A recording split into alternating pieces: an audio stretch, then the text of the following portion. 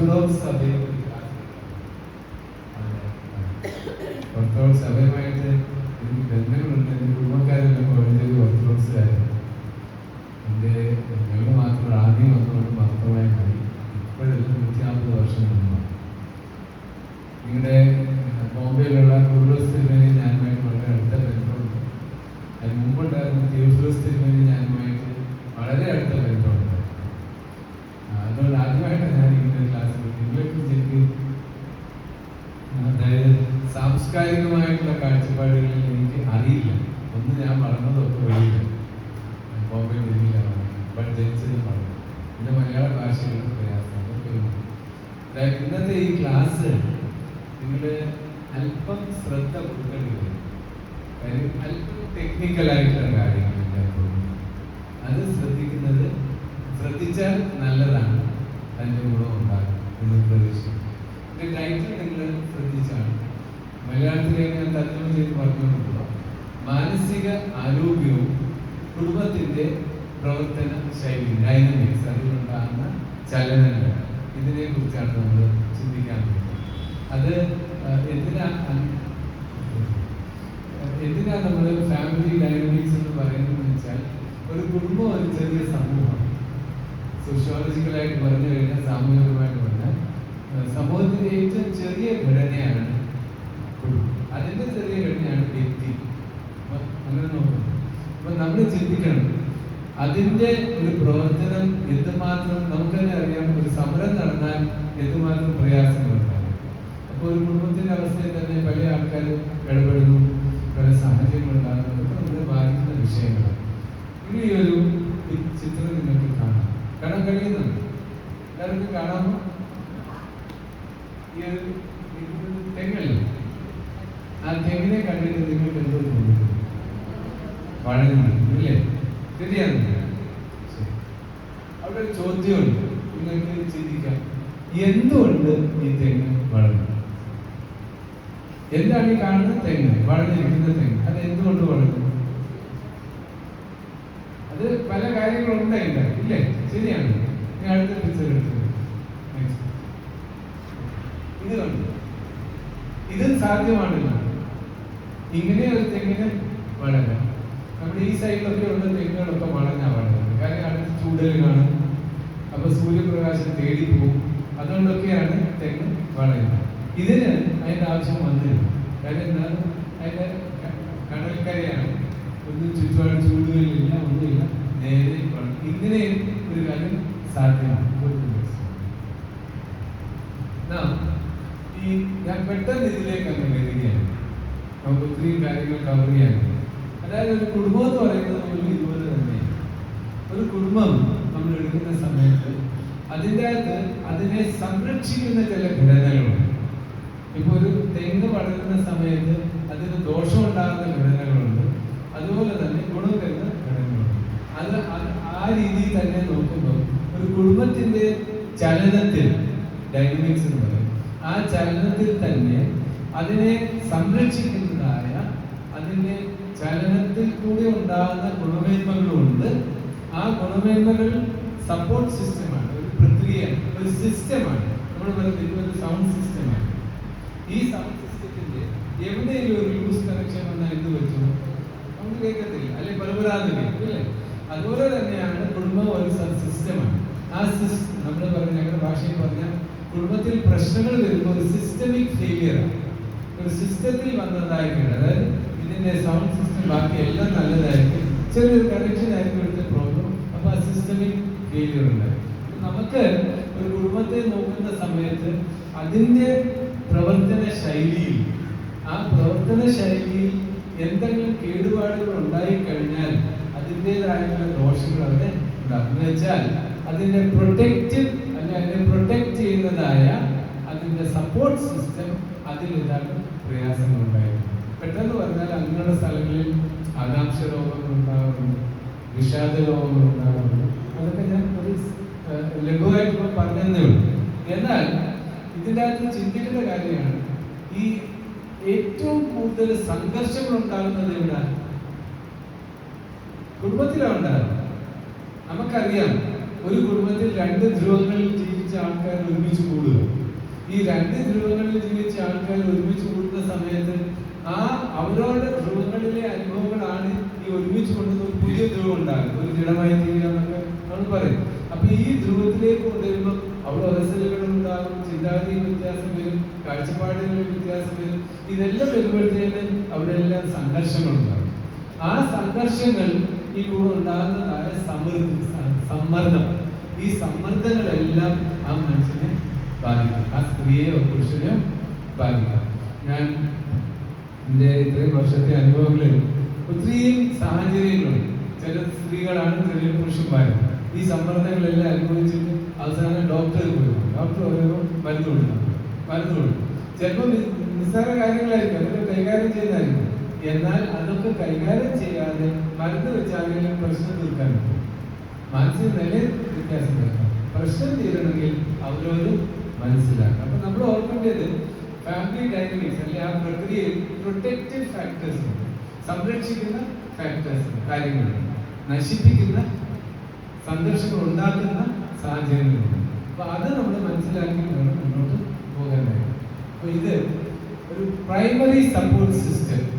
നമുക്കറിയാം, ഒരു മറ്റ് നാഷണൽ ജോഗ്രഫിയിലൊക്കെ കാണുന്നവരാണ് കണ്ടിട്ടുണ്ടെങ്കിൽ ഡിസ്കവറി ചാനൽ ഒരു വൈൽഡ് ബീസ്റ്റ് എന്ന് പറയും. ആ വൈൽഡ് ബീസ്റ്റിന്റെ ജനിച്ച ഉടനെ ഓടാൻ തുടങ്ങും. കൂട്ടങ്ങളായിട്ട് ഓടുന്ന കൂട്ടത്തിൽ ഇതും അങ്ങ് ഓടും. നമ്മൾ ആദ്യത്തെ ഏകദേശം 6-7 വർഷം വരെ ഡിപ്പെൻഡന്റ് അല്ലേ, ആശ്രിതൻ. അപ്പൊ നമ്മൾ ചിന്തിക്കുന്ന ഒരു കാര്യം എന്താണെന്ന് വെച്ചാൽ, ഈ കുടുംബം എവിടെ അതിന്റെ ആ സപ്പോർട്ട് കിട്ടുന്നത്? നിങ്ങൾക്ക് ഞാൻ നിൽക്കുന്ന പ്രയാസമുണ്ടോ? ഞാൻ മാറി നിൽക്കണമെങ്കിൽ ഞാൻ കൊണ്ട് മാറി, ഇത് മതിയോ? അപ്പം ആ പ്രൈമറി അടിസ്ഥാനപരമായിട്ടുള്ള സംരക്ഷണം, അടിസ്ഥാനപരമായിട്ടുള്ള അതിന് ബലം കിട്ടുന്നത് കുടുംബത്തിലാണ്.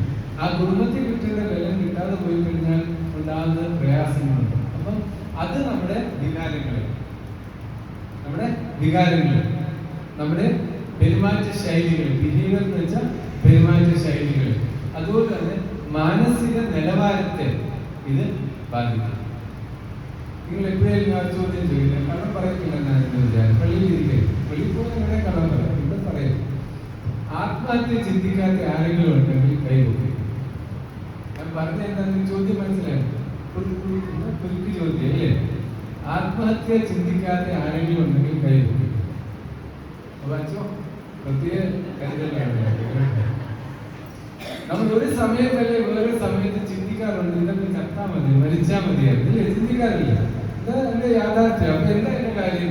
നമുക്കുണ്ടാകുന്നതായ മാനസിക സമ്മർദ്ദങ്ങളുടെ പശ്ചാത്തലത്തിൽ നമ്മുടെ പ്രയാസങ്ങൾ, നമ്മുടെ കുടുംബത്തിലെ സാഹചര്യം, സമൂഹത്തിലെ സാഹചര്യം, ഇപ്പൊ തന്നെ ഇറാൻ വാർ വന്നപ്പോഴത്തേക്ക്, അല്ല ഇറാൻ US വാർ വന്നപ്പോഴത്തേക്ക് ഗൾഫിലുള്ള ആൾക്കാരുടെ എത്രയോ കുടുംബങ്ങൾക്ക് സംഘർഷങ്ങളുണ്ട്. എന്താ സംഘർഷം? എന്താ? അയ്യോ അവരോട് തിരിച്ചു വന്നാൽ എന്ത് ചെയ്യും?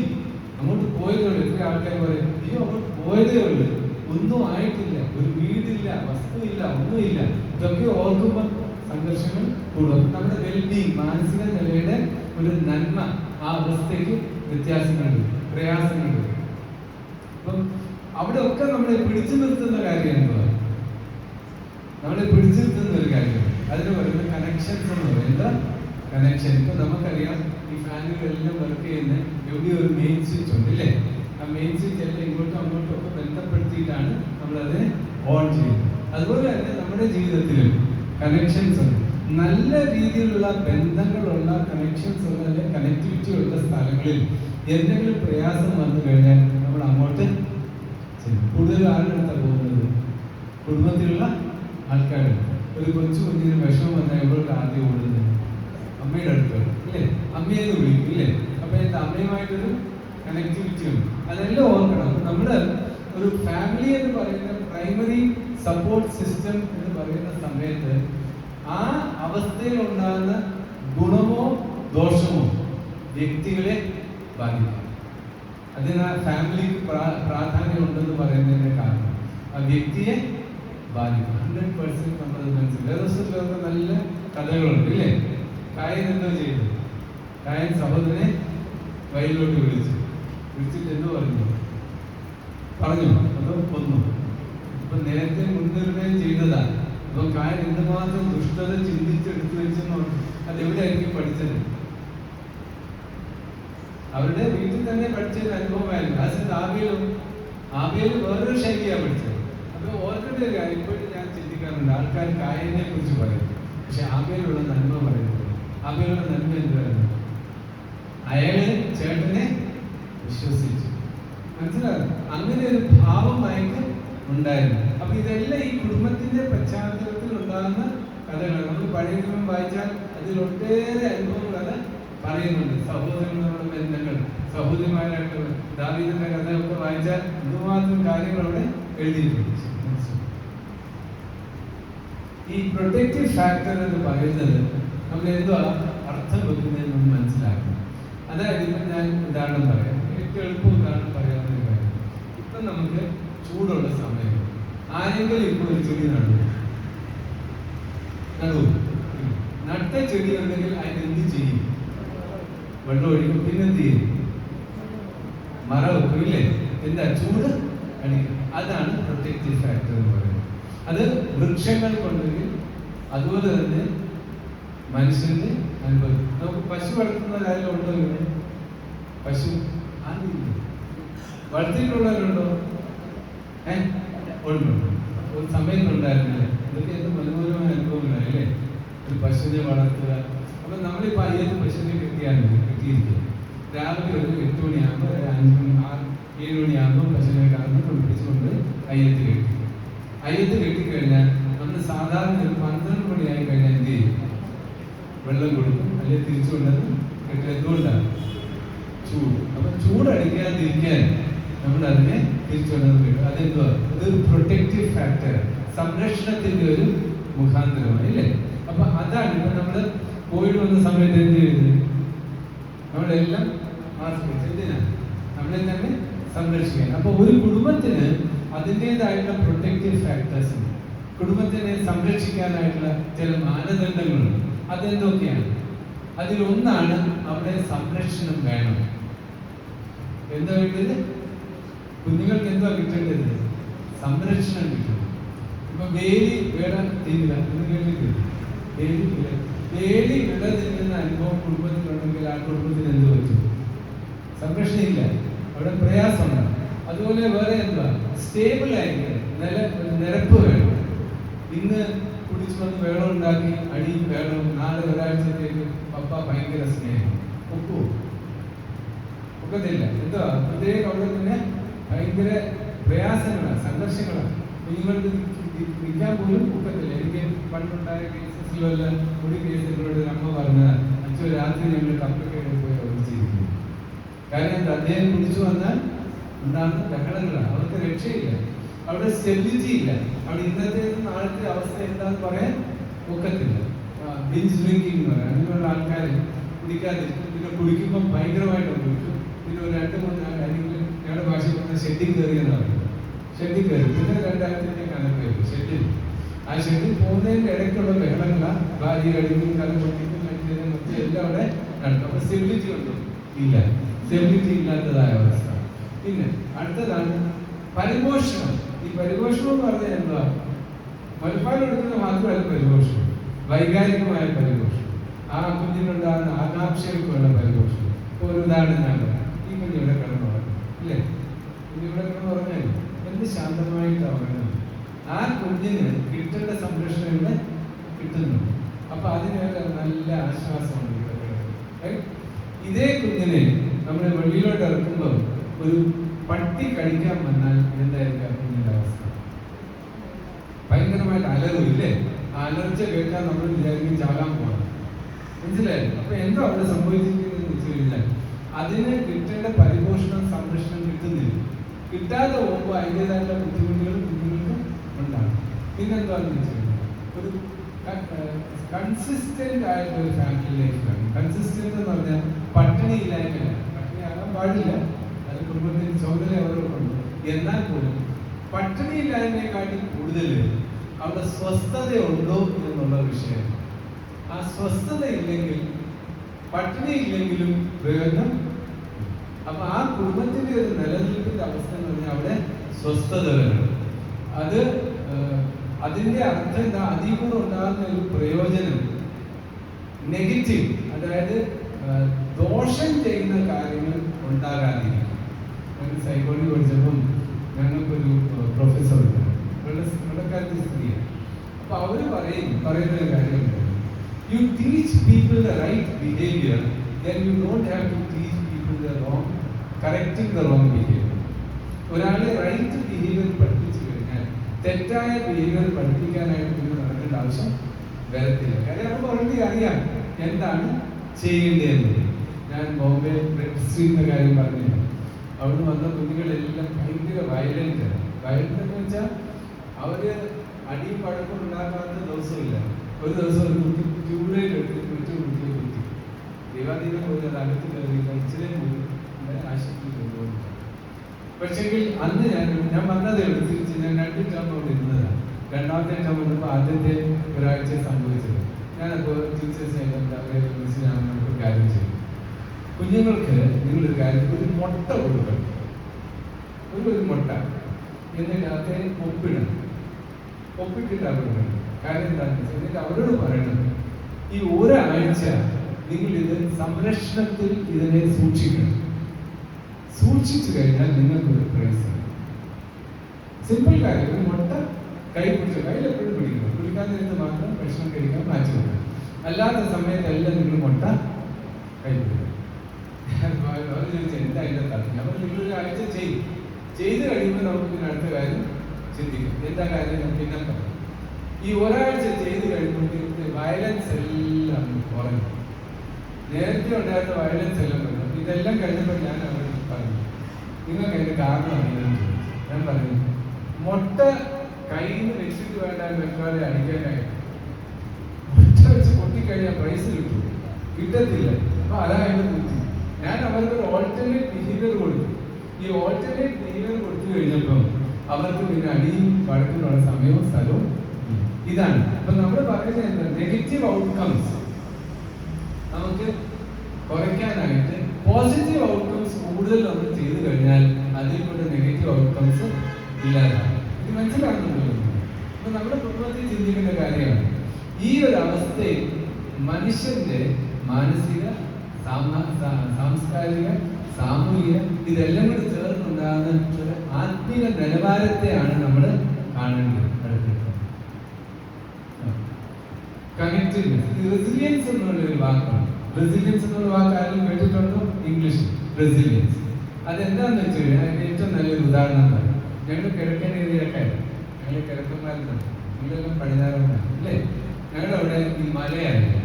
ഈ മലയിൽ പ്രത്യേകത എന്താണെന്ന് വെച്ച് കഴിഞ്ഞാൽ ഈ വേനൽക്കാലത്ത് അവിടെ അവര് തീ കത്തിക്കുന്ന പോലെ ഒന്നുമല്ല, നല്ലപോലെ പുല്ല് വിളിച്ചു വരാൻ വേണ്ടി പ്രയോജനങ്ങളുണ്ട്. അപ്പം ഈ ആൾക്കാർ സാധാരണ വേനൽക്കാലത്ത് തീ കത്തിക്കുന്ന സമയത്ത് അവിടെ എല്ലാം ഉണങ്ങുന്ന സമയത്താണ് തീ കത്തിച്ചു കഴിഞ്ഞ് ഈ മാർച്ച് ഏപ്രിൽ ആകുമ്പോഴത്തേന് ആദ്യത്തെ മഴ അങ്ങോട്ട് പെയ്യുന്ന സമയത്ത് ചെറിയ പുല്ലിന്റെ കിളിപ്പ് അങ്ങോട്ട് ഷൂട്ട്സ് അങ്ങോട്ട് കിളിക്കാനുണ്ട്. ഇച്ചയും കഴിയുമ്പോൾ ഭയങ്കര ശക്തമായിട്ടാണ് കിളിക്കുന്നത്. എന്തോ അവിടെ സംഭവിച്ചെന്താന്ന് വെച്ചാൽ തീ പിടിച്ചെങ്കിലും വേരിന് തീ പിടിച്ചിട്ടില്ല. തീ പിടിച്ചത് മേൽഭാഗത്ത് മാത്രം, വേര് ഇപ്പോഴും താഴെ പിടിച്ചു നിൽക്കണം. മഴ പെയ്തപ്പോഴത്തേക്കും നല്ല ഊർജസ്സോടുകൂടി അങ്ങോട്ട് കേൾക്കാൻ പറ്റും. ഇതാണ് റെസിലിയൻസ് എന്ന് പറയുന്നത്. ബൗൺസ് ബാക്ക് എന്ന് പറയും. ഇംഗ്ലീഷിൽ വേറൊരു അർത്ഥമാണ് ബൗൺസ് ബാക്ക്. പഴയ അവസ്ഥയിലേക്ക് തിരിച്ചു വരിക, അതാണ് അതിൻ്റെ അർത്ഥം. പിന്നെ അത് കഴിഞ്ഞ് ത്രൈവിംഗ് ഉണ്ട്. അപ്പൊ ഇത് ബൗൺസ് ബാക്ക് മാത്രമല്ല, പിന്നെ അവിടെ പുഷ്ടിയോടുകൂടി വളരുക. ഈ അവസ്ഥ നമ്മള് ചിന്തിക്കേണ്ട ഒരു കാര്യമാണ്. ഈ കുടുംബത്തിൽ പ്രശ്നങ്ങൾ വരും, പ്രയാസങ്ങൾ വരും, സംഘർഷങ്ങൾ വരും, സങ്കടങ്ങൾ വരും, മരണം വരും. ഇതെല്ലാം ഉണ്ടാകുന്ന കാര്യം. ഇപ്പം ഞാൻ ഇന്നലെ ട്രീറ്റ് ചെയ്തൊരു ഫാമിലി ഉണ്ടായിരുന്നു. അയാൾക്ക് മസ്കുലർ ഡിസ്ട്രോഫി, ഒരു പ്രയാസമുള്ളതാണ്. അയാൾ ഇന്നലെ മരിച്ചു. അപ്പൊ ആ രാത്രി ഞാൻ കോട്ടയത്ത് നിന്ന് വന്നതേ ഉള്ളൂ. ആ മോളെ എന്നെ വിളിച്ച് പറഞ്ഞു, അച്ഛ പപ്പ മരിച്ചു. ഞാൻ വന്ന് കയറി രാത്രി 11 മണി കഴിഞ്ഞു. അപ്പൊ എന്റെ ഹെൽത്തിന്റെ അവസ്ഥയൊക്കെ ഉണ്ട്. അപ്പൊ അന്ന് കയറിയതേ ഉള്ളൂ. പിന്നെ അച്ഛനെ അറിയിക്കാൻ വേണ്ടി മാത്രം വിളിച്ചത്. അപ്പൊ എന്താ കാര്യം എന്താണെന്ന് വെച്ച് കഴിഞ്ഞാൽ അവരുടെ ജീവിതത്തിൽ വന്നതായ സംഘർഷത്തിൽ ആരെയും ഞാനുമായിട്ട് ബന്ധമുള്ളതുകൊണ്ട് എന്നെ ഓർക്കും. അതൊരു കണക്ഷൻ. അപ്പൊ ഞാൻ തിരിച്ചു പോകുമ്പോൾ അവിടെ കയറും, അവിടെ വീട്ടിൽ കയറി. കാര്യം ഇന്ന് രാവിലെ കുർബാനയായിരുന്നു, വരാൻ പറ്റും. ഇനി തിരിച്ചു വീട്ടിൽ 6 മണിക്ക് പ്രാർത്ഥനയുണ്ട്. അതിന് മുമ്പ് ഞാൻ കയറി, എനിക്ക് വളരെ കൗൺസിലിംഗ് ഉണ്ട്. എനിക്ക് അവിടെ പ്രാർത്ഥനയ്ക്കാൻ പറ്റും. എന്താ കാര്യം അറിയാം? ഒരു കണക്റ്റഡ്നെസ്. ആ കുഞ്ഞിന്റെ കുടുംബത്തിൽ ദുഃഖം വന്നപ്പോൾ രാത്രി 11:30 മോർച്ചറി ബോഡി വെക്കാൻ പോയപ്പോൾ ആരെയാ വിളിക്കുന്നത്? എന്നെ. ഞാൻ വികാരിച്ചതല്ല, ഞാൻ ആ കുടുംബത്തെ സഹായിച്ച ഒരാളെന്ന് മാത്രം. ഞാൻ പറയുന്നത് നമ്മുടെ കണക്ഷൻസ് ഉണ്ടെങ്കിൽ ഈ കുഞ്ഞിനൊരു കാര്യം അറിയാം, ഈ മരിച്ചുപോയ അറിയാം, ഞാൻ കൂടെ നിൽക്കുമെന്ന് അവർക്ക് അറിയാം. ഒരു പ്രയാസം വന്നാൽ ഞാൻ കൂടെ നിൽക്കും. അപ്പൊ എന്താ കണക്റ്റഡ്നെസ് ഉണ്ടാകുന്ന സമയത്ത് നമുക്കൊരു ഗുണമുണ്ട്. അതിൻ്റെ ഗുണം ആളുണ്ട്.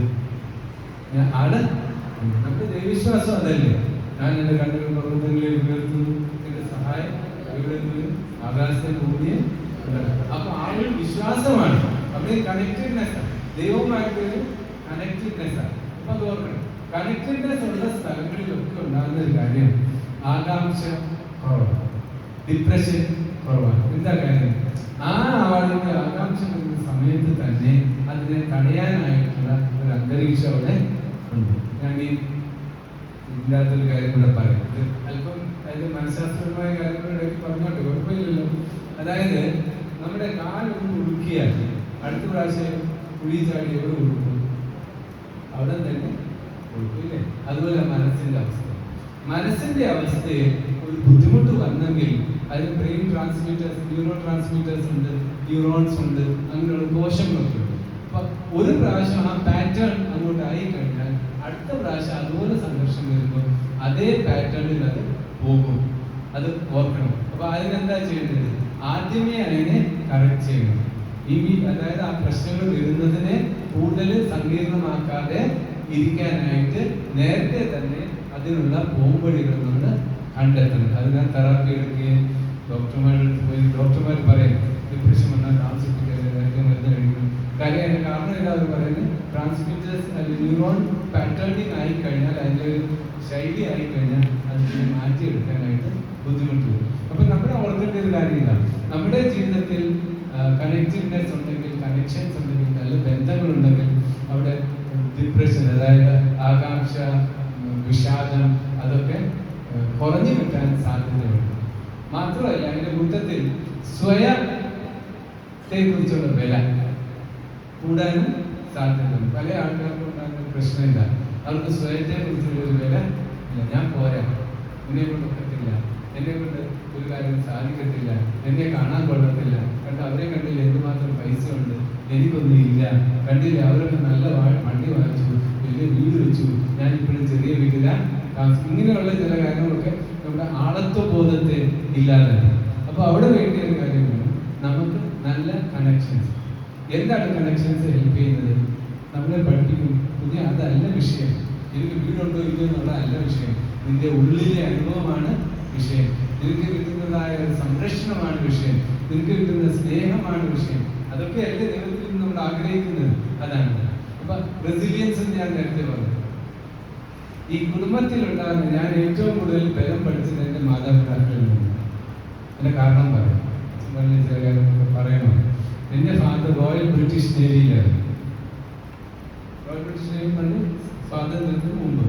അപ്പൊ ഈ ഡാഡി 17ാമത്തെ വയസ്സിൽ സിംഗപ്പൂരിൽ പോയി. 16ാമത്തെ വയസ്സിൽ SSLC അന്നത്തെ കാലത്ത് 1936 എന്നിട്ട് സിംഗപ്പൂരിൽ പോയി. അവിടെ റോയൽ ബ്രിട്ടീഷ് നേവി ചേർന്നു. റോയൽ ബ്രിട്ടീഷ് നേവി ചേർന്നിട്ട് 39 തൊട്ട് 42 വരെ അവിടെ ഉണ്ടായിരുന്നു. 42 ജപ്പാൻ സിംഗപ്പൂർ കീഴടക്കി. ചരിത്രം പഠിച്ചവർക്കറിയാം. കീഴടക്കിയ സമയത്ത് ഡാഡി ഇന്ത്യൻ റോയൽ ബ്രിട്ടീഷ് നേവിയിലായതുകൊണ്ട് ഇന്ത്യക്കാരെ അവർ തിരിച്ച് ഇന്ത്യക്ക് കൊണ്ടുവന്നു. അപ്പൊ ഡാഡി പറഞ്ഞു 13 കപ്പൽ അവിടുന്ന് തിരിച്ചു, 12 കപ്പലും അവർ ബോംബിട്ട് താഴ്ത്തി. ഒരു കപ്പലുണ്ടായിരുന്നു, അത് ഞാനും ഉണ്ടായിരുന്നു. ഡാഡി പറഞ്ഞ കാര്യം, മദ്രാസിലേക്ക് അടുത്ത് വന്ന സമയത്ത് അതിൻ്റെ ആ കപ്പലിൽ ഉണ്ടായിരുന്നവരെല്ലാം കുടിയും വഴിയും ബഹളമായിരുന്നു. അവർ ഡാൻസും കുടിയും പാട്ടൊക്കെ രക്ഷപ്പെട്ടിരുന്നു. ഡാഡി പറഞ്ഞൊരു കാര്യം, എൻ്റെ പശ്ചാത്തലം അത് ഞാൻ പറയുന്നത്. എന്നോട് പറഞ്ഞു, മോനെ, അന്നും ഞാൻ മുട്ടുകുത്തി ദൈവത്തിന് നന്ദി പറഞ്ഞു. എൻ്റെ സംസ്കാരം അതാണ് എന്നെ പഠിപ്പിച്ചത്. അത് ഞാൻ കണ്ണുകൊണ്ട് കണ്ടിട്ടുണ്ട്.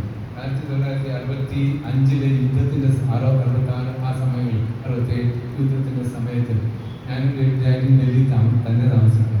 ഒരു ദിവസം രാത്രി ഞാൻ ഉണർന്നു നോക്കിയപ്പം ഡാഡിയുടെ കട്ടിലിൻ്റെ മുന്നിൽ മുട്ടുകുത്തി പ്രാർത്ഥിച്ചുകൊണ്ടിരിക്കുന്നു. ആ ഒരിക്കലും ഞാൻ മറക്കരുത്. നമ്മൾ ചിന്തിക്കണം, എങ്ങനെയാണ് നമ്മൾ പഠിക്കുന്നത്? നമ്മുടെ മാതാപിതാക്കളിൽ നിന്ന് പഠിക്കും. അവർ കാണിച്ചതായ മാധ്യമങ്ങൾ, അവർ കാണിച്ചതായ മാതൃകൾ. എൻ്റെ അമ്മ ഇപ്പോഴും എൻ്റെ ആ കുഷനൊന്നും ഞാൻ കളഞ്ഞിട്ടില്ല, വെച്ചിട്ടുണ്ട്, സൂക്ഷിച്ചു വെച്ചു. കളയാൻ മനസ്സിലാക്കിയിട്ടുണ്ട്. എന്താ, എൻ്റെ അമ്മ മുട്ടുകുത്തി പ്രാർത്ഥിക്കുന്ന കുഷനുണ്ട്. അമ്മയ്ക്ക് വലിയ ഹൈറ്റില്ല, ഇതിലൊക്കെ ഉണ്ടായിരുന്നു. അപ്പോൾ കട്ടിലവിടെ എത്തണമെങ്കിൽ മുട്ടുകുത്തണമെങ്കിൽ അവിടെ കുഷൻ വെച്ചു. ആ കുഷനെല്ലാം ഞാൻ സൂക്ഷിച്ച് വെച്ചിട്ടുണ്ട്. എന്താണ് ഇതിൽ കൂടെ പഠിച്ചത്? ഇതിൽ കൂടെ പഠിച്ച കാര്യങ്ങൾ വളരെ വ്യക്തമായിട്ട്, നിന്റെ ജീവിതം ദൈവത്തിൽ അർപ്പിച്ച് നീ ജീവിക്കും. ഒരു പ്രശ്നമല്ല. അച്ഛൻ പറഞ്ഞില്ലേ, റെഡ് ലൈറ്റ് ഏരിയയിൽ പോയി കൊല്ലുന്ന അനുഭവങ്ങളുണ്ടായിരുന്നു. അവിടെ ഗ്രാമത്തിൽ വസ്തു വാങ്ങിച്ചപ്പോൾ കൊല്ലുന്ന അനുഭവങ്ങളുണ്ടായിരുന്നു. അവിടെ ഒന്നും പതറാതെ നിന്ന് ബോംബെ റൈറ്റ്സ് നടക്കുന്ന സമയത്ത് 2002 അവർ കൊല്ലുമെന്ന് പറഞ്ഞു.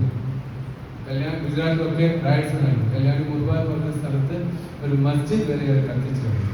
പിറ്റേ ദിവസം ഞങ്ങളുടെ അവിടെ വരുന്നത്, നിങ്ങൾ കത്തിക്കാനിരിക്കും. എനിക്ക് മറാഠിയൊക്കെ അറിയാം.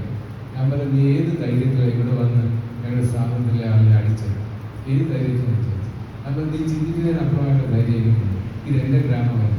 എൻ്റെ ഈ ഗ്രാമത്തിൽ 1500 കിലോമീറ്റർ ദൂരെ ഞാൻ വന്നിട്ടുണ്ടെങ്കിൽ നിനക്കില്ലാത്ത ഏതോ ധൈര്യം എനിക്കുണ്ട്. അത് എന്തുവാണെന്ന് അറിയണമെന്ന് ചോദിച്ചു.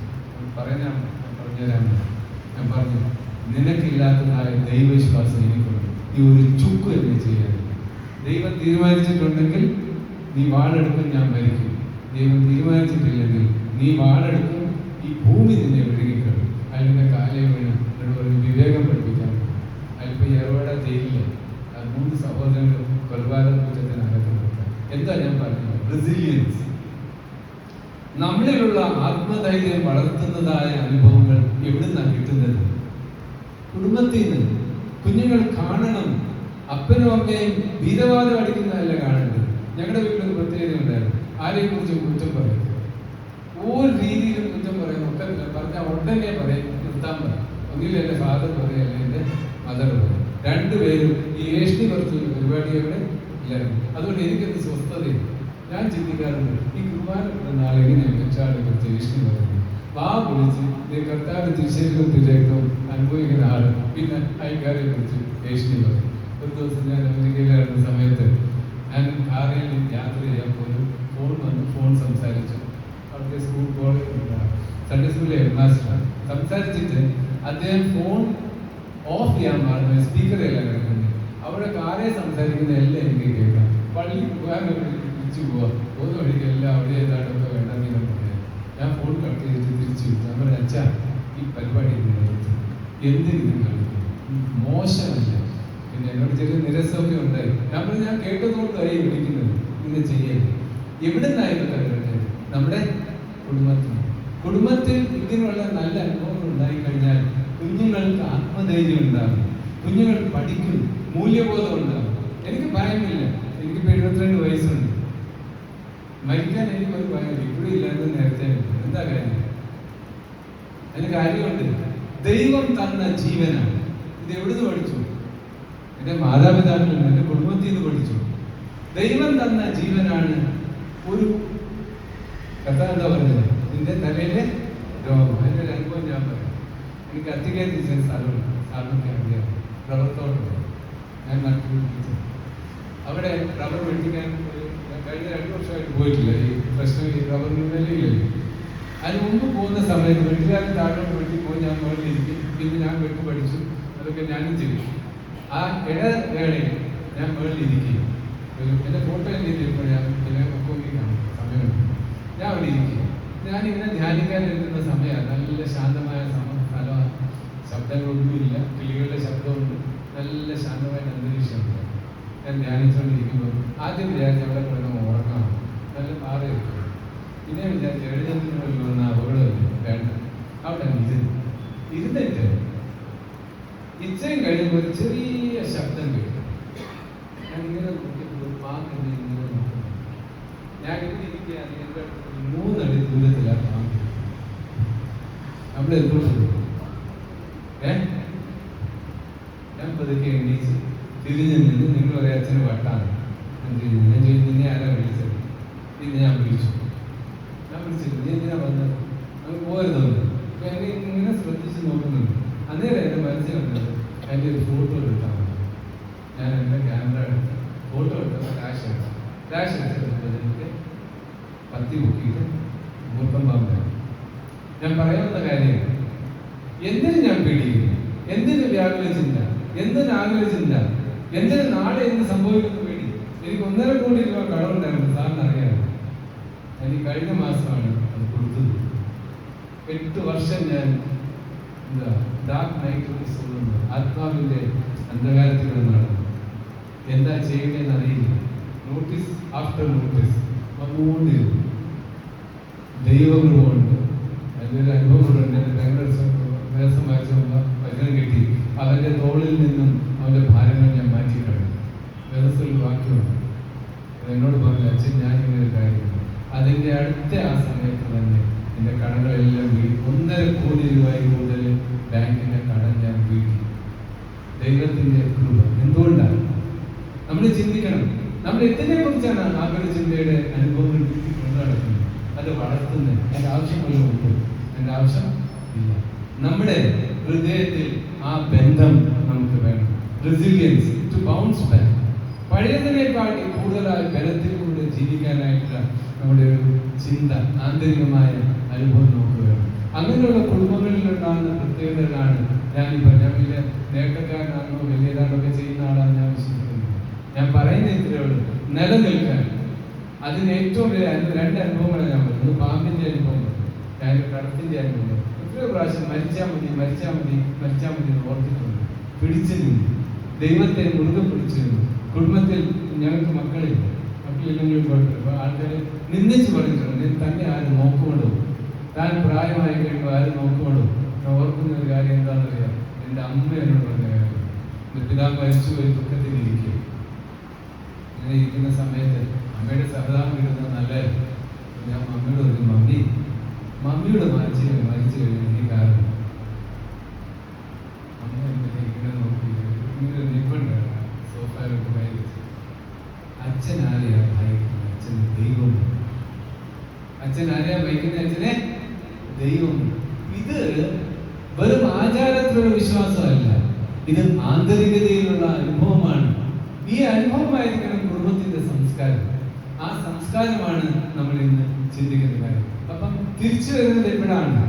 പ്രശ്നങ്ങളുടെയും പ്രയാസങ്ങളുടെയും നടുവിൽ നിന്നുകൊണ്ട് ഈ ദൈവബന്ധത്തിൽ ജീവിക്കുന്നതായ ഒരു ജീവിത അനുഭവത്തെ കുറിച്ചാണ് നമ്മൾ ചിന്തിക്കുന്നത്. കുടുംബത്തിൽ മാനസിക പ്രശ്നങ്ങളൊക്കെ ഉണ്ടാവും. അതിലേക്ക് നമുക്ക് കടക്കാം.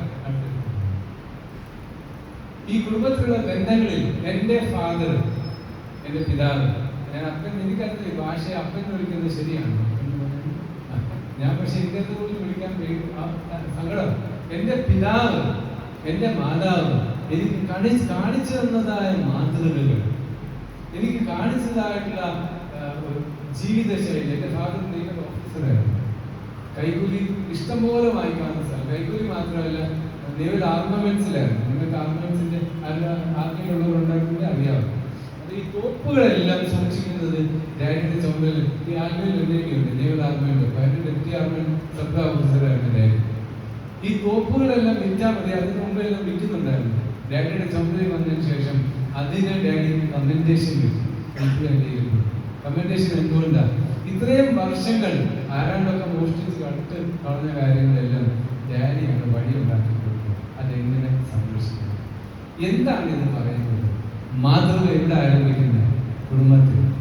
എൻ്റെ ഫാദർ ഒരിക്കൽ പോലും പോടാ എന്ന് പറഞ്ഞു, എടാ എന്ന് പറഞ്ഞു, അങ്ങനെ ഭാഷ ഉപയോഗിച്ചിട്ട് ആ ഭാഷയിൽ തന്നെ എന്തൊരു ശൈലി. അതാ ഞാനിപ്പോൾ എന്നെ എല്ലാവരും കളിയാക്കും. കാണുന്നവരെല്ലാം മോനും കൊണ്ടു.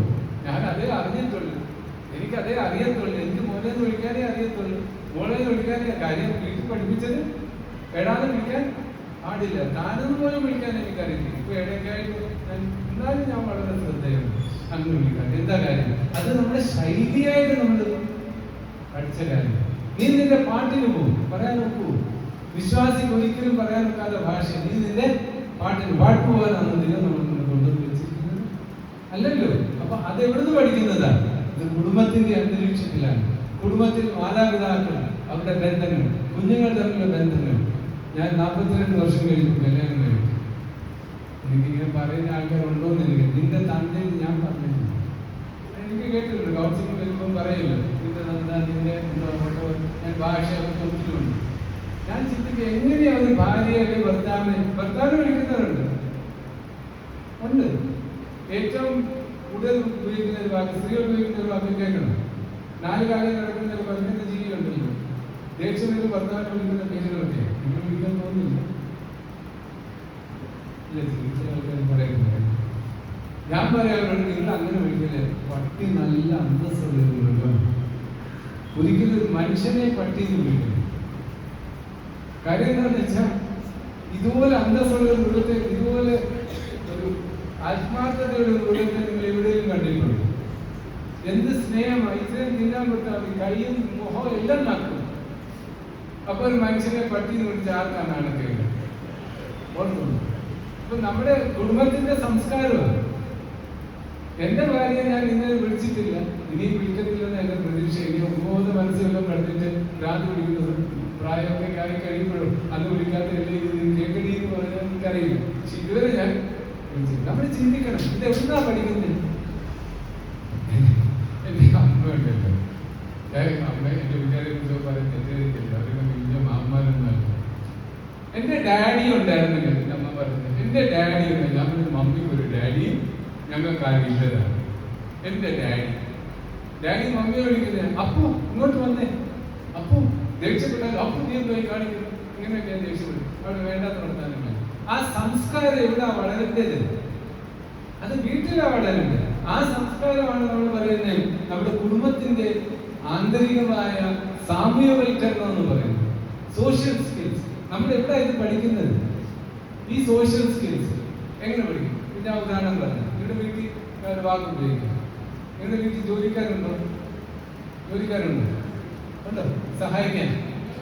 നിങ്ങൾ തന്നെ ഹൗസ് വൈഫ്. ഭർത്താക്കന്മാരെന്താ വിളിക്കുന്നത്? ഇപ്പം ഇന്നത്തെ സംസ്കാരം ഇപ്പം പുതിയ മാറ്റങ്ങളൊക്കെ വന്നു. അവിടെ പറയും വേലക്കാരത്തി വന്നു. എന്താ വേലക്കാരത്തി വന്നു, ഭിക്ഷക്കാരൻ വന്നിട്ടുണ്ടെന്ന് പറയും. ഇന്നും തെറ്റാണല്ലോ പറയുന്നത്.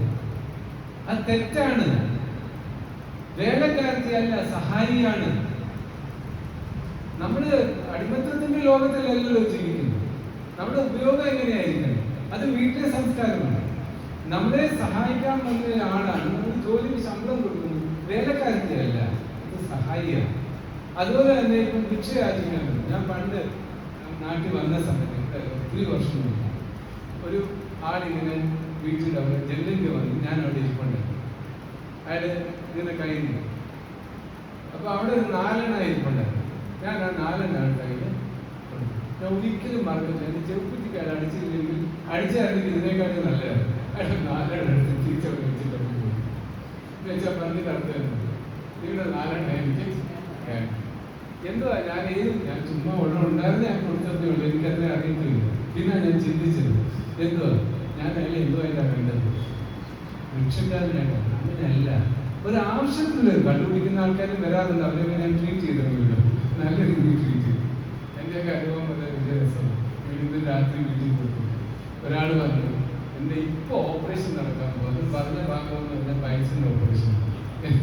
എനിക്ക് ചെക്ക് ചെയ്യാൻ പറ്റും. നമ്മളൊരു കാര്യം, നിങ്ങൾ അവിടെ നില്ല്, ഞാൻ ഉടുപ്പൊക്കെ മാറിയിട്ട് നിന്റെ വീട്ടിലോട്ട് ഞാൻ വരാം. ഇവിടെ തന്നെ കാട്ടി നിശ്ചയമായിട്ടും നിന്റെ ഓപ്പറേഷന് സഹായിക്കാവുന്ന എല്ലാ രീതിയിലുള്ള പൈസ ഞാൻ തരാം. ഞാൻ ഫാക്ടറി കൂടി തിരിച്ചു വന്നപ്പോഴത്തേക്കും അയാളെ കാണാനില്ല. ഞാൻ കാറെടുത്ത് മുക്കി ചെന്നപ്പോൾ അവിടെ പിടി വാങ്ങിച്ചുകൊണ്ടിരിക്കുക. ഞാൻ ചോദിച്ചു, തനിക്ക് പൈസ വേണ്ടല്ലോ? അത് വേറെ കഥയാണ്. എന്താ ഞാൻ പറഞ്ഞ, അത് വേറെ ഒരു അവസ്ഥ. അവരും നിസ്സഹായരാണ്. ആ അവസ്ഥയിലായി കഴിഞ്ഞാൽ അത്ര നിസ്സഹായതയല്ലേ. എങ്ങനെ നമ്മൾ കാണുന്നു? അത് നമ്മുടെ സമൂഹത്തിന്റെ അനുഭവത്തിലേക്ക് വരുന്നത് പോലും അത് നമ്മുടെ കുടുംബങ്ങളിൽ പഠിക്കുന്നതായ സാമൂഹിക സംസ്കാരങ്ങളാണ്. അത് നമ്മൾ കുഞ്ഞുങ്ങളെ കാണുമ്പോൾ അത് പഠിക്കും.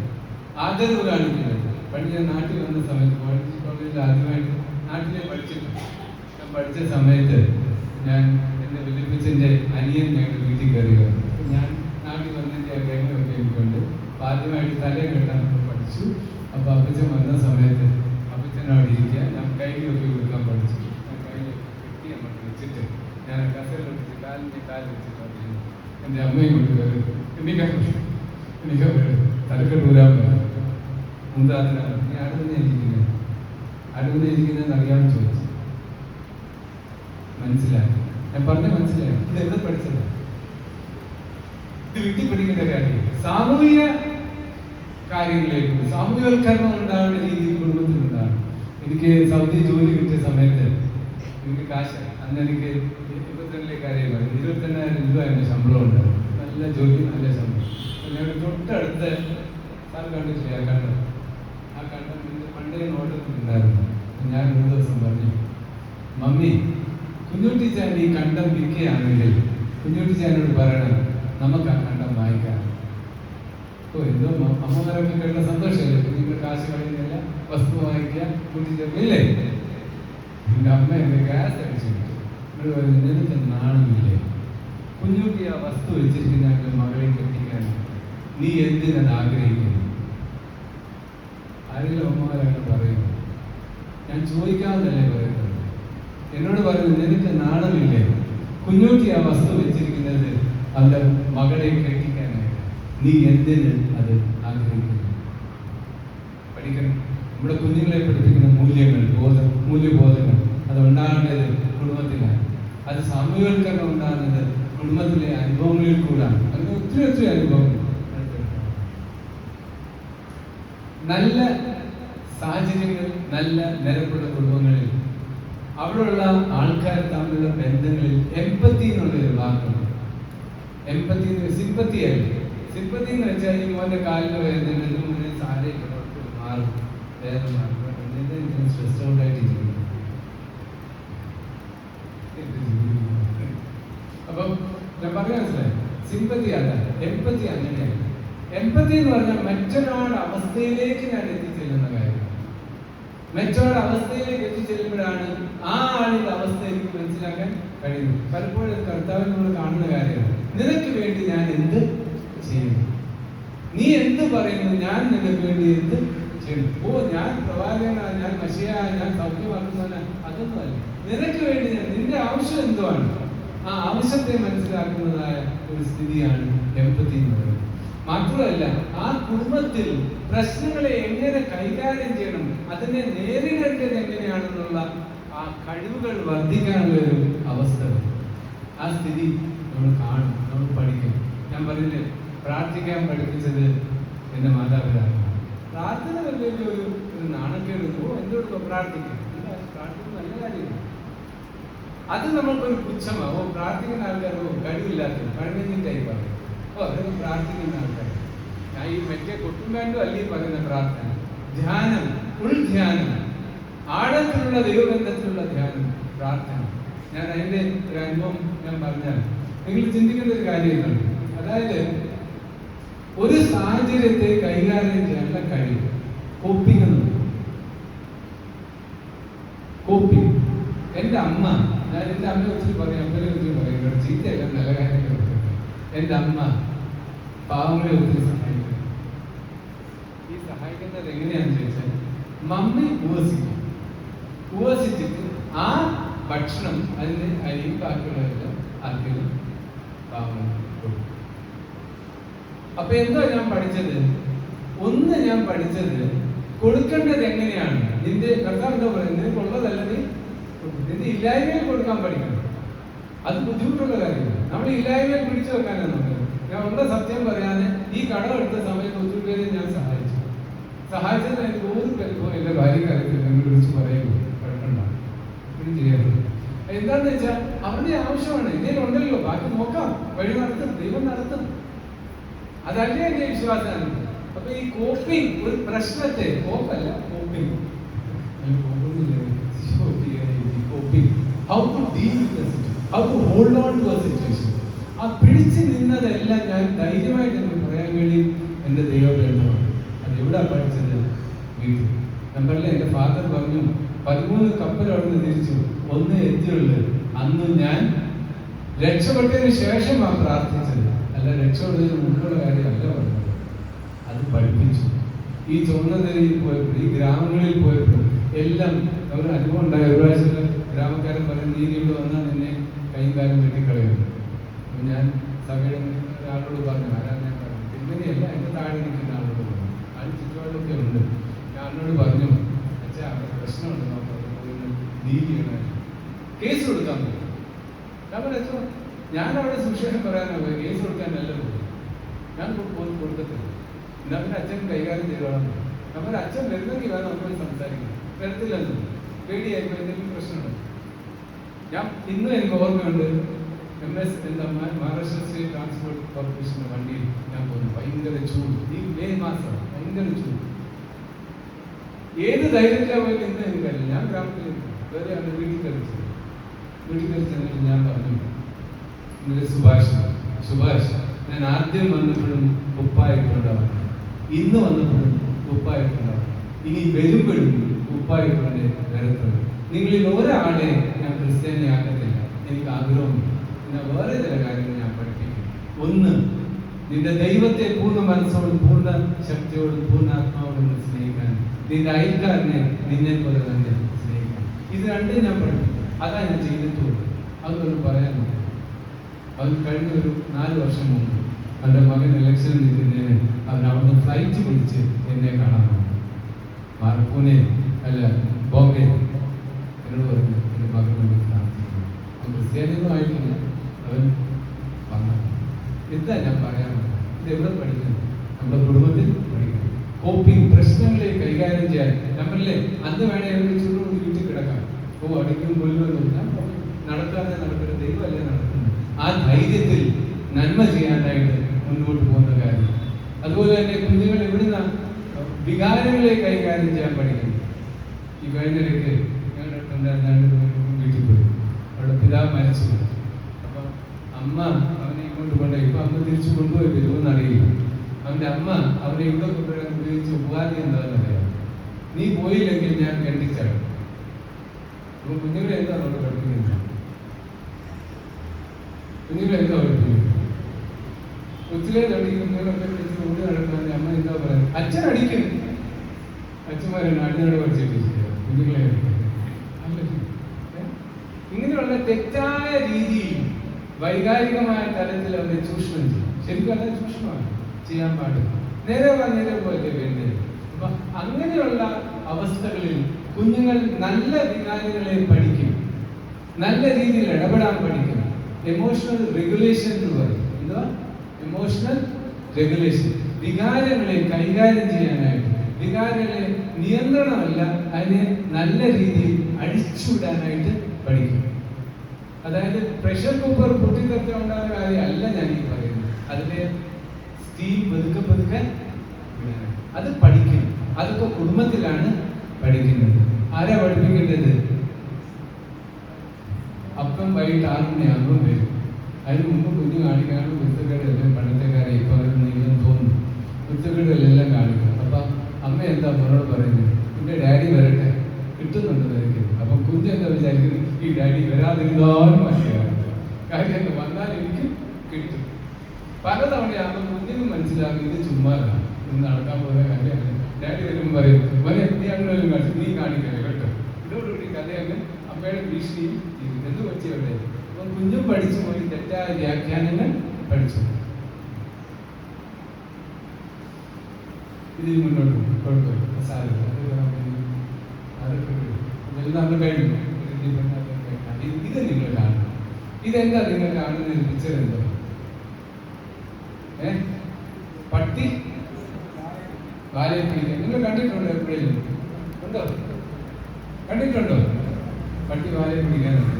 ഈ നമ്മുടെ രീതിയിലൊക്കെ തന്നെ ഈ പട്ടി വാലയെ പിടിക്കാൻ നോക്കുമ്പോൾ വാലയെ പിടിച്ചോണ്ടിരിക്കുക.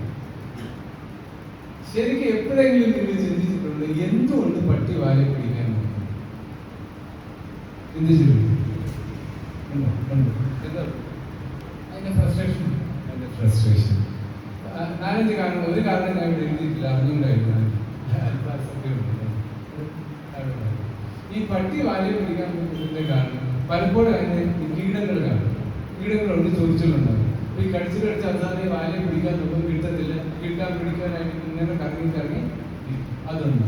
2, അത് ഇഞ്ചുറി കാണും. 3, അതിന് ഇൻഫെക്ഷൻസ് കാണും. 4, ഈ പറഞ്ഞ പോലെ ഫ്രസ്ട്രേഷൻ കാണും, ബോർഡം കാണും. അത് ആങ്സൈറ്റി കാണും, ആകാംക്ഷ കാണും. ഇതൊക്കെ ചേർന്ന് വേറെ ന്യൂറോളജിക്കൽ ഇഷ്യൂസ് അതിലേക്ക് വരും. ഇത്രയുണ്ട് പട്ടി വാലയെ പിടിക്കാൻ നോക്കുന്നതിന് കാരണമാണ്. ഞാൻ എൻ്റെ ഒരു എക്സ്പെരിമെന്റ് നടത്തിയിട്ടുണ്ട്. ഞങ്ങളുടെ വീട്ടിൽ ഞാൻ പോകുമ്പോൾ ഒരു പട്ടിയുണ്ട്. എന്നെ കാണുമ്പോൾ എൻ്റെ വണ്ടി കണ്ട ഉടനെ ഇത് പറിക്കാനുണ്ട്. ഞാൻ വണ്ടി അങ്ങോട്ട് കയറ്റി വിട്ടാൽ അവിടെ കൂടിൻ്റെ അകത്ത് കിടക്കുക, അത് പറിക്കാനുണ്ട്. ഞാൻ വിചാരിച്ച 4 ആഴ്ചകൾ മുന്നോട്ട് പോയില്ല പള്ളി. അപ്പൊ ഞാൻ എന്തുകൊണ്ടോ ഈ വീട്ടിലോട്ട് കയറാൻ ഒരു ഹോൺ അടിക്കും, 2 പ്രാവശ്യം ഹോൺ അടിക്കും. അപ്പൊ പട്ടിക്ക് മനസ്സിലായി ഈ ഹോൺ അടിച്ചാൽ ഈ ആരുടെ അടുത്താ പറിക്കട്ടെ ആളിവിടെ വന്നിട്ടുണ്ട്. അങ്ങനെ അതിനെ ട്രെയിൻ ചെയ്തിട്ട് എന്റെ ജോലി ചെയ്താൽ ട്രെയിൻ ചെയ്യാനുള്ളത്. ഈ വീടിന്റെ അതുവഴി പോകുമ്പോൾ 2 പ്രാവശ്യം ഹോൺ അടിക്കും. ഈ പട്ടി കൂട്ടിൻ്റെ അത് കിടന്ന് കുറയോട് ഇതിനെ വാല പിടിക്കാൻ. ഇതാണ് നമ്മുടെ കണ്ടീഷൻഡ് ബിഹേവിയർ എന്ന് പറയുന്നത്. Conditioned behaviour.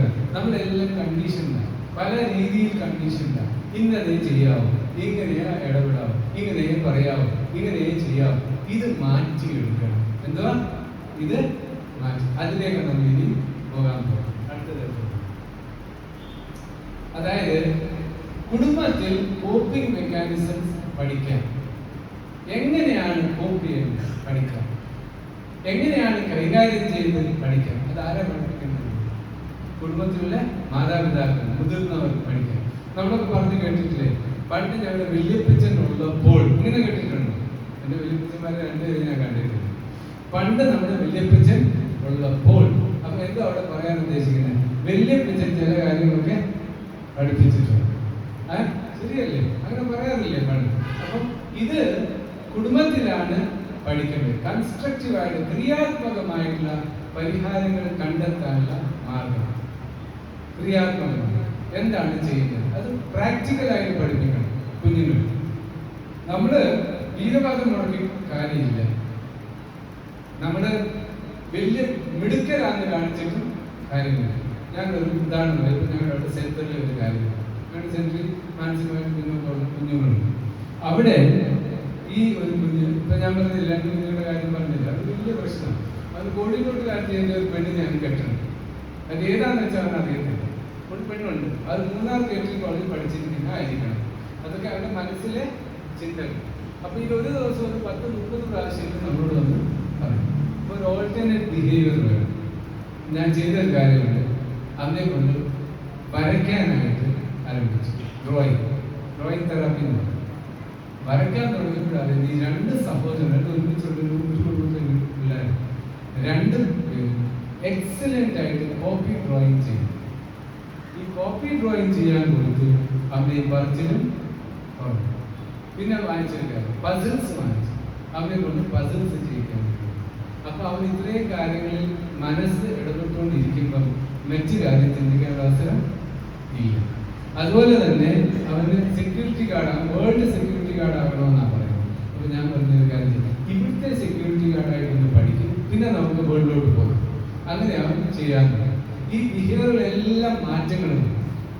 ഇതാ ഞാൻ പറഞ്ഞത്, നമ്മൾ പട്ടി വാല് പിടിക്കുന്ന അവസ്ഥയിൽ നിന്ന് മാറിയിട്ട് നമ്മൾ ഈ കുഞ്ഞുങ്ങളുമായിട്ട് നല്ല കമ്മ്യൂണിക്കേഷൻ വേണം, കണക്റ്റഡ്നെസ് വേണം. കമ്മ്യൂണിക്കേഷൻ എന്തുവാണ്? കമ്മ്യൂണിക്കേഷൻ എന്ന് പറയുന്നത് നമ്മൾ ചിന്തിക്കുന്ന ഒരു കാര്യമാണ്, പേടിപ്പിക്കുന്നതല്ല. അത് കമ്മ്യൂണിക്കേഷൻ. ഇരുന്ന് ആളുമായിട്ട് സംസാരിക്കാനായിട്ടും വാർത്താവിനിമയം നടത്തുന്നത് പോലെ തന്നെ ആശയവിനിമയം നടത്തണം. ബന്ധങ്ങൾ, അവന് വിഷമമുണ്ടെങ്കിൽ, അവർക്ക് വിഷമമുണ്ടെങ്കിൽ അവന് നിന്നെ ഏതാണ്ട് വിഷമിക്കുന്നുണ്ടല്ലോ. ചിലപ്പോൾ കൗമാരപ്രായത്തിലുള്ള പയ്യനായിരിക്കാം, നമ്മളോട് പറയണം, സംസാരിക്കണം, ഇടപെടണം. ഓപ്പൺ പാസേജസ് ഓഫ് കമ്മ്യൂണിക്കേഷൻ വേണം. വിനിമയം നടത്താനുള്ള തുറന്ന പാസേജ് അവിടെ വേണം. അങ്ങനെ ഉണ്ടാകുമ്പോൾ എമോഷണൽ റെഗുലേഷൻ ഉണ്ടാകും. എന്താ? വൈകാരിക തലത്തിൽ അവൻ ഇടപെടാൻ സാധിക്കും. അപ്പനെ പേടി സ്വപ്നമായിട്ടും അമ്മയെ രാക്ഷസിയായിട്ടും കാണുന്ന കുഞ്ഞ് എപ്പോഴെങ്കിലും അപ്പനോട് അമ്മയോട് ഇടപെടത്തില്ല. അപ്പൊ ഇടപെടാനായിട്ടുള്ള സാഹചര്യം, ഇടം, മലയാളത്തിൽ ഞാൻ പറയുന്ന വാക്ക് സ്പേസ്, ഇംഗ്ലീഷിൽ പറയുന്ന വാക്കാണ് സ്പേസ് വേണം. എന്താണ്? ഇടം വേണം. ഇടവും വേണം, അതിന്റെ സാഹചര്യവും വേണം. ഞാൻ അമ്മമാരോട് പറയാറുണ്ട്, അടുക്കളയിൽ നിന്ന് എടാ ചെറുക്കാൻ നീ ഇത് ചെയ്യടാന്ന് പറയല്ലേ. അമ്മമാർക്കുള്ള സ്വഭാവം.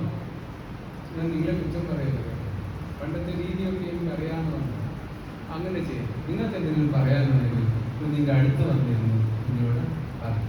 അവനെ പഠിക്കാം, അവൻ അന്നേരം പഠിക്കും. എന്തുവാ അല്ലെ അവനെന്താ പഠിക്കാൻ പോകുന്നത്? അവനും അവിടെ നിന്ന് പറയും മമ്മി വെള്ളം കൊണ്ടുപോവാ. ആരാ പഠിപ്പിച്ചത്?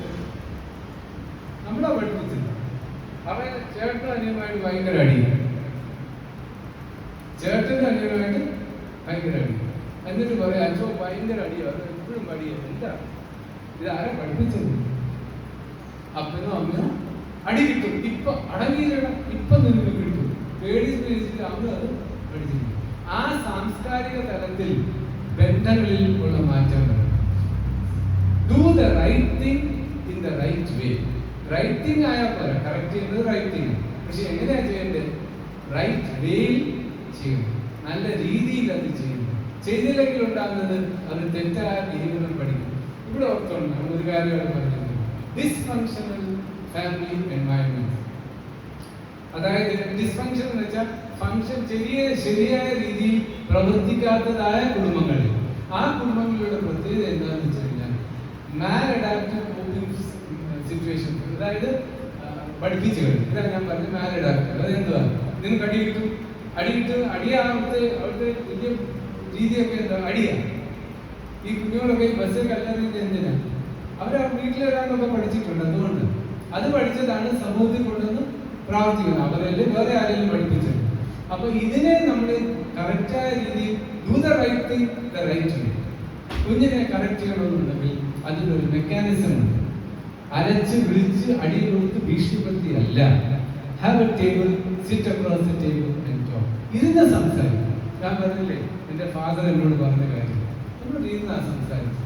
ഒരിക്കലും ഞാൻ മറക്കത്തില്ല. എന്നോട് ഒരു മോനെ, നീ സ്ട്രെസ്സിന്റെ കാര്യം പറയുന്നു, ഞാൻ നിന്നെ സ്ട്രെസ് ഡീൽ ചെയ്യുന്ന വഴി പഠിപ്പിച്ചു തരാം. എന്നോട് ഇങ്ങനെയാണ് പറയുന്നത്. എന്നിട്ടാണ് ഈ കഥ എന്നോട് പറയുന്നത്. 13 കപ്പൽ വന്നു, ഒരു കപ്പലെ മദ്രാസിൽ എത്തി. ഞാൻ ഒരിക്കലും അത് മറക്കത്തില്ല. കാര്യം എന്നെ സ്നേഹിക്കുന്ന പിതാവ് എന്നെ കാണിച്ചെന്ന് മാതൃകയുണ്ട്. ഡാഡി ഗസ്റ്റ് ഓഫീസറാണ്. കപ്പ കൃഷി ചെയ്യുന്ന, റബ്ബർ വെട്ടാൻ പോകുന്ന, ചെയ്യാത്ത ഒരു കാര്യം പോലും. പശു കൃഷി, ഞാൻ പശുവുണ്ട്. ഇതെല്ലാം ഡാഡി ചെയ്യുമായിരുന്നു. എന്താ ഞാൻ പഠിച്ചത്? അതിന്റെ മാന്യതയാണ് പഠിച്ചത്. എനിക്ക് ഓർമ്മയുണ്ട്, റബ്ബർ വെട്ടാൻ പോകുമ്പോൾ മമ്മി പറയും എന്തിനാ ഒരു തൊഴിലില്ലേ, നാളെ തിരിച്ചു വരുമ്പോഴത്തേക്ക് അത് കുഞ്ഞിനൊക്കെ ചെയ്യട്ടെ. ഡാഡി പറയുന്നൊരു കാര്യമുണ്ട്. മറുപടി പറഞ്ഞാൽ എന്താണെന്നറിയാം? അതായത് കുഞ്ഞു അത്രയും വെട്ടിക്കഴിയുമ്പോഴത്തേന് അവൻ ക്ഷീണിക്കും. ഞാൻ അത്രയും കൂടെ ചെയ്താൽ അത്രയും ഭാരം അത് പറയും. ഞാൻ ഒരു പ്രാവശ്യം ഞാൻ സാജനത്തിനില്ല ഇവിടെ പാട്ട് പാടും. അച്ഛന് ഞാൻ ഇവിടെ ബോംബെക്ക് തിരിച്ചു ഒരുമിച്ചാൽ പോകും. ഞങ്ങൾ തിരുവല്ല സ്റ്റേഷനിൽ വന്നു. സ്റ്റേഷൻ വരുമ്പോൾ എനിക്കൊരു കുറ്റിയുണ്ട്, അച്ഛനൊരു കുറ്റിയുണ്ട്. എൻ്റെ ഫാദറാണ് CEO വന്നപ്പോൾ എന്നോട് വണ്ടി വരാറായപ്പോൾ ഒരു അവിടുത്തെ നമ്മൾ വാക്ക് പറയുന്നത് കൂലിന്നല്ലേ, തെറ്റായ വാക്കാണ് ഉപയോഗിക്കുന്നത്. സഹായിയായിട്ടുള്ള ഒരാളോട് അച്ഛൻ ഞാനിതാണ് എടുത്ത് വെച്ചേക്കാം. ഞാൻ പറഞ്ഞു വേണ്ട വേണ്ട, ഞാൻ എനിക്ക് എടുക്കാനുള്ള. അപ്പൊ അയാളങ്ങ് പോകാൻ തുടങ്ങിയപ്പോൾ എൻ്റെ ഫാദർ പറഞ്ഞു, അച്ഛനാ ചെയ്ത തെറ്റ, അങ്ങനെ ചെയ്യാം.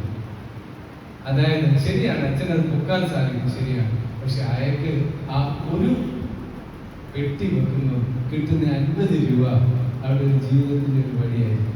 അതെന്തിനാ അച്ഛൻ തടയുന്നു? അതിനല്ലേ അവരവിടെ നിൽക്കുന്നത്. അവരുടെ കാര്യങ്ങളോട് ജീവിക്കാൻ വേണ്ടിയല്ല നിൽക്കുന്നത്. ഞാൻ ഒരിക്കലും ഇത് മറക്കത്തില്ല. ഒരു തൊഴിലാളിയാണെങ്കിലും അയാൾക്കൊരു കുടുംബമുണ്ട്.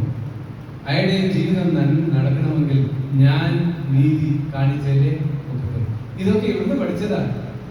ഇത് കുടുംബത്തിന്റെ സംസ്കാരമാണ്. Through modelling. എന്റെ ഫാദർ മോഡൽ ചെയ്ത കാര്യങ്ങളാണ് ഞാൻ ഈ പറയുന്നത്. ഇത് ഇല്ലാതെ വരുന്ന സമയത്താണ് കുടുംബത്തിൽ പ്രശ്നങ്ങളുണ്ടാകുന്നത്. എന്തുവാ? Emotional suppression. ഒന്ന് ഓർത്ത് വയ്ക്കുക. പ്രഷർ കുക്കർ മോളി സ്റ്റക്ക, അതെന്ത് പറ്റും? പൊട്ടിത്തെറി ഇല്ലേ? അപ്പൊ കുഞ്ഞുങ്ങൾക്ക് എക്സ്പ്രസ് ചെയ്യാനുള്ള സാഹചര്യങ്ങൾ ഇല്ലാതെ പോയി കഴിഞ്ഞാൽ ആ കുഞ്ഞുങ്ങളുടെ ഒരു പരിധി കഴിയുമ്പോൾ എന്ത് തരും? പൊട്ടിത്തെറി. അതിനുള്ള മാധ്യമങ്ങൾ ഉണ്ടാക്കി കൊടുക്കുന്നത് നമ്മളാണ്, മാതാപിതാക്കളാണ്. അതിനുള്ള മാധ്യമങ്ങൾ ഉണ്ടായിരിക്കുന്നത്. അവരെ അവോയ്ഡ് ചെയ്യുന്ന കാര്യം. ഇപ്പൊ എനിക്കറിയാവുന്ന കാര്യങ്ങളിലൊന്ന് പറയും. ഈ ഞങ്ങളുടെ ഈ സ്ഥാപനത്തിൽ ഒരു കുട്ടി വരുമായിരുന്നു. അവൾ ബ്രില്യൻറ്റ് സ്റ്റുഡൻറ്റാണ്. ശരിക്കും പറഞ്ഞാൽ നീറ്റിൽ ഫസ്റ്റ് റാങ്ക് കിട്ടേണ്ടയാണ്. അവൾ പഠിത്തം നിർത്തി, പഠിത്തമേ നിർത്തി. അവൾ പഠിക്കത്തില്ല. എന്താ കാര്യം? വീട്ടിലുള്ള സമ്മർദ്ദങ്ങളുടെ പുറത്താണ് അവൾ പഠിക്കാൻ. അവരിപ്പം ഞാൻ ഇത്രയും അവളുടെ മനസ്സ് തുറക്കാൻ വേണ്ടി ഞങ്ങളുടെ സ്ഥാപനത്തിലേക്ക് 2 ദിവസം കൊടുത്തു. 3-ാമത്തെ ദിവസം അവൾ വരത്തില്ല. എന്താ കാര്യം എന്നറിയാം? ഇത് അവർക്ക് കാണാൻ വയ്യ. അതിനുള്ള മാനസിക നിലയില്ല. അവോയ്ഡ് ചെയ്യാൻ. അത് അവോയ്ഡ് ചെയ്തിട്ട് അവർ നിങ്ങൾ രക്ഷപ്പെടും. എന്താ കാര്യം? അവരുടെ വീട്ടിൽ ഉള്ള ഒരു സംസ്കാരം എന്ന് വെച്ചാൽ ഇവൾ ഈ നിലയിലാണ് ഇരിക്കുന്നത്. ഏതാ? Top level. കാര്യം സ്കൂൾ ടോപ്പ് ചെയ്തു, ഇനി അടുത്ത +2 ടോപ്പ് ചെയ്യും, ഇനി കോളേജിൽ പോയി നീറ്റ് പഠിക്കും, ഡോക്ടറാക്കി. ആ ലെവലിൽ അവിടെ ഒരു ബിംബമാക്കി വെച്ചിരിക്കുകയാണ്. അവിടെ ഒരു മണ്ണിൽ കൈയിട്ടിട്ടില്ല. മണ്ണിന്റെ ഗുണമേന്മ അറിയില്ല. മനുഷ്യ ജീവിതങ്ങളുടെ പ്രയാസങ്ങൾ അറിയില്ല. പഠിത്തം പഠിത്തം പഠിത്തം എങ്ങനെ ജീവിക്കും? ഇപ്പൊ അവൾ പഠിത്തവും എന്താ കാര്യം? ഈ സമ്മർദ്ദം അവർക്ക് കൈകാര്യം ചെയ്യാൻ കഴിയുന്നു. നമ്മൾ ഓർക്കണം. അപ്പൊ അവോയ്ഡൻസ് ഉണ്ടാകും, സപ്രഷൻ ഉണ്ടാകുന്ന സമയത്ത് അവളുടെ വൈകാരിക തലത്തിൽ ഇന്നിപ്പോ അവൾ പറഞ്ഞൊരു കാര്യം ഐ ഹേറ്റ് മൈ ഫാദർ. നിങ്ങൾ പറഞ്ഞത് എൻ്റെ അപ്പനെ എനിക്ക് വിദ്വേഷമാണ്. അങ്ങനെ അത് കണക്കെടുത്ത് കൊണ്ടുവന്നിട്ടുണ്ട്. എന്നാലും അവൾ പറഞ്ഞ കാര്യമാണ് I hate my father. He wasted my life എന്നാണ് പറയുന്നത്. എൻ്റെ ജീവിതകാലത്തെ ഇല്ലാതാക്കി. എങ്ങനെയാണ്? നെയിൽ പോളിഷ് ഇടല്ലേ, ഇങ്ങനെ ഉടുപ്പിടല്ലേ, പല പല കാര്യങ്ങളൊക്കെ പറഞ്ഞ് അവളങ്ങ് പഠിക്കുക പഠിക്കുക പഠിക്കുക, എപ്പോഴും പഠിക്കുക. ഈ ഒരു അവസ്ഥയിലാണ് ഈ നിലയിലുള്ള.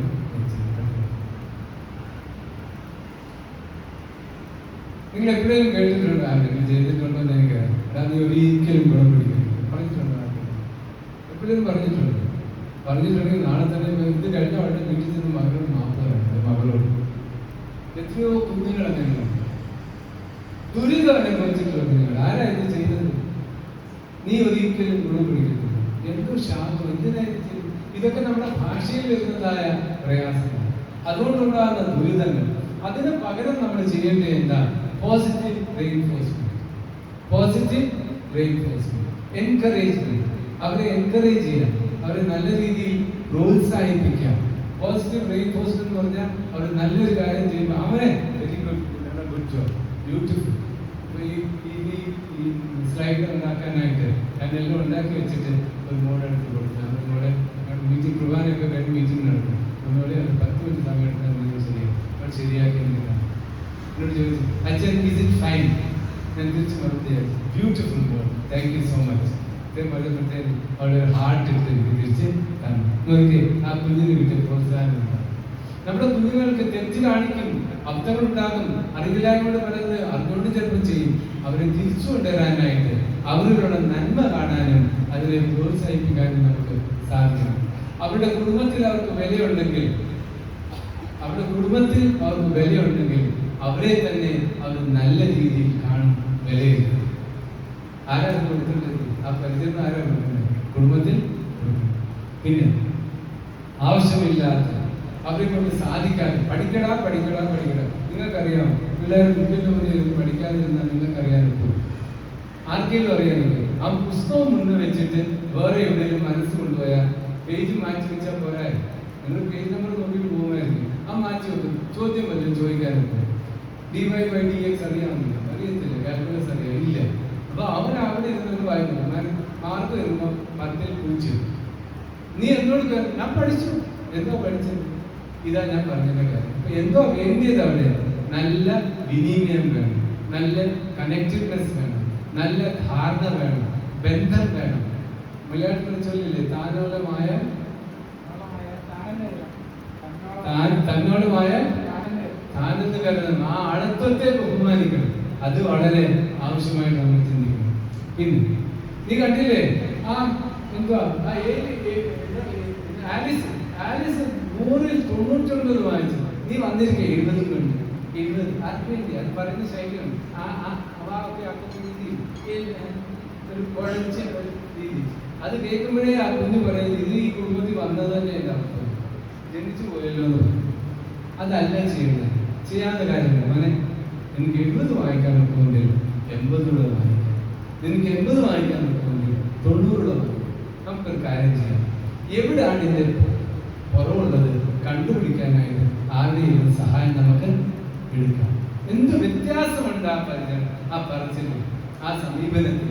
അതാണ് നമ്മൾ ചിന്തിക്കുന്നത്. അപ്പൊ നമ്മള് കുഞ്ഞുങ്ങളുടെ ആഴത്വബോധം വളരാനായിട്ട് അവരുടെ അവസ്ഥകളെ മനസ്സിലാക്കി യാഥാർത്ഥ്യ ബോധത്തോടുകൂടി നമ്മളവരോട് ഇടപെടണം.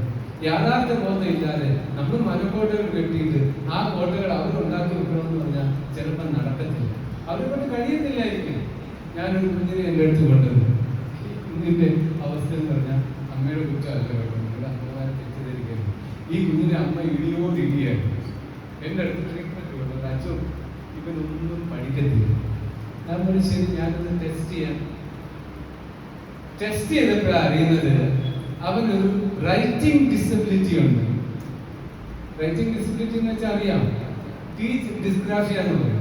ടീച്ചർ ബോർഡിൽ അവിടെ എഴുതി കഴിയുമ്പം ഇവൻ 2 മാർക്ക് എഴുതിയാൽ ടീച്ചർ അങ്ങ് എഴുതും. ഈ ബോർഡ് മൊത്തം ടീച്ചർ എഴുതി മായ്ച്ചു കഴിഞ്ഞാൽ ഇവൻ പകുതി പോലും എഴുതി തീർക്കത്തില്ല. ഞാൻ അന്ന് ഇത് കാണിച്ചു കൊടുത്തു. ഇപ്പൊ അവൻ 10ാം ക്ലാസ് പാസ്സായി. എന്താ കാര്യം? അന്ന് നേരത്തെ എന്തായാലും വീഡിയോയുടെ യാഥാർത്ഥ്യ ബോധമില്ലാതെ അവളുടെയോ കഴിവ് മനസ്സിലാക്കാതെ അവരെ ചുമ്മായിട്ട് നമ്മുടെ മനസ്സിലുള്ള ഫോട്ടോ പോലെ അവരോട് ഇടപെടുക. അത് ചെയ്യരുത്. യാഥാർത്ഥ്യ ബോധം വേണം. എന്നാൽ മാത്രമേ അവരുടെ കഴിവില്ലായ്മയെ അവർക്ക് മനസ്സിലാക്കാനും അതിൽ നിന്നും അവർക്ക് പുറത്തു വരാനും പറ്റുള്ളൂ. അവരുടെ ആകാംക്ഷകൾ മാറത്തുള്ളൂ, അവരുടെ ഭയങ്ങൾ മാറത്തുള്ളൂ, അവർക്കുണ്ടാകുന്ന വിഷാദത്തിൽ നിന്നും രക്ഷപ്പെടാൻ സാധിക്കും. ഞാനൊരു 11 വയസ്സുള്ള ഒരു കുട്ടി ആയിരിക്കും ഭാഗത്തുള്ളതാണ്. അത് ആത്മഹത്യ. എൻ്റെ മാതാപിതാക്കൾ നല്ല സൗകര്യമുള്ള ആൾക്കാർ. അത് വളരെ ദുഃഖത്തില്ല.